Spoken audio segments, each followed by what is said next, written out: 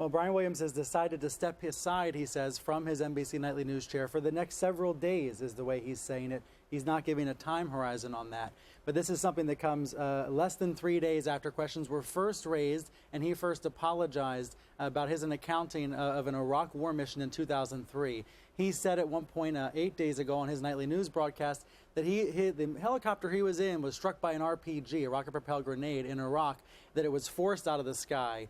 He had a very harrowing account of that, but it turns out he was not on that helicopter. He was on a different helicopter. And once he apologized for that, there were questions raised about other reports of his as well, including even reports from Hurricane Katrina. So he's essentially saying he's stepping aside now to let NBC's investigation take place. Reading part of the statement that you obtained, saying, in the midst of a career spent covering and consuming news, it has become painfully apparent to me that I am presently too much a part of the news due to my actions. Do we know if this decision to step aside temporarily is because of the internal investigation at NBC? Well, what I'm wondering is whether they found something already that's led them to do this. I am told no, that he decided to do this before he learned about any results of the internal investigation, which only started yesterday, by the way. We know that the producers at NBC that are leading this investigation have been reaching out to some of the soldiers involved, trying to re-report the story that Brian Williams has told. But apparently, and I say apparently because all the facts aren't out yet, apparently Brian Williams decided on his own to do this before he could be pushed. You know, you'd expect the president of NBC News or the chair of the news division to ask him to step aside, but in this case, apparently he's doing this before being asked. I was going to ask you that. Any sense that Deborah Turnus or any of the other management at NBC suggested this to him?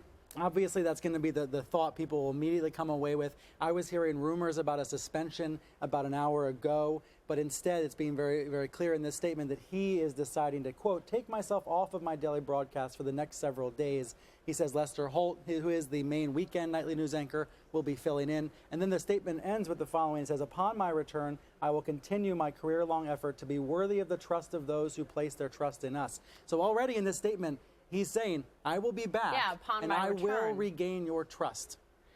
Brian Williams is the face of NBC News. He is frankly the face of, he is someone that everyone has trusted through the years. That is, the promos they've been running are about this is the name and the face that you trust.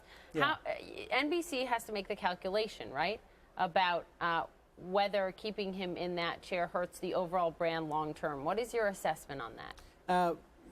That is exactly what they're trying to figure out. You know, what I'm hearing from NBC is pretty much silence right now because nobody really knows the answer to that, whether this does long-term damage.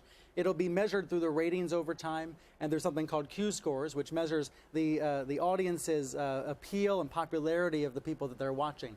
But, you know, you're making the point about him being the face of NBC News. He's an anchor that many anchors in local markets all across the country aspire to be. He is someone who is really an inspirational figure for many other television anchors, and he's also the longest-serving nightly news anchor in the country and the highest rated. He gets 10 million viewers most nights, and he's the senior-most anchor. Scott Pelley and David Muir are his big competitors. They've only been in the chair 3 years and several months in the other cases. So he's a senior-most figure. He's you don't ever want to compare him to Walter Cronkite, but he's the closest thing to Walter Cronkite this country has. And so this is a devastating fall.